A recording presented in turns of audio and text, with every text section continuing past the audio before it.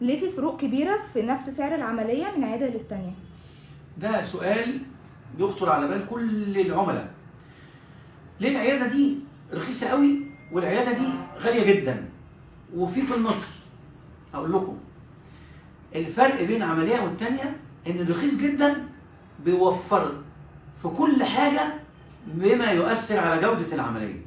يوفر في ايه؟ يوفر في استخدام الاجهزه، مش هيستخدم ليزر فيزر او ليزر او جيب لازم، مش هيستخدمه. ليه هيوفر؟ لما انت مش عارف وانت مش فاهم، ولانك انت مش فاهم هيوفر لك من غير ما تعرف.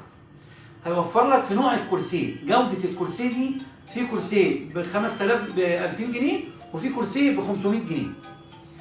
هيوفر لك في دكتور التخدير، في استاذ تخدير راجل استشاري محترم ذو علم وخبره بما يحملك امانك في العمليه، والتاني بيجيب دكتور تخدير مبتدئ هيأثر عليك بان امان العمليه قل. هيوفر لك في مكان اللي عملت فيه العمليه، في واحد بيعملها في مركز طبي غير مجهز وواحد تاني بيعملها في مستشفى كبير، في كل الفاسيلتيز اللي بتخليك في امان العمليه. يبقى الامان هنا يأثر على الجوده، يأثر على السعر.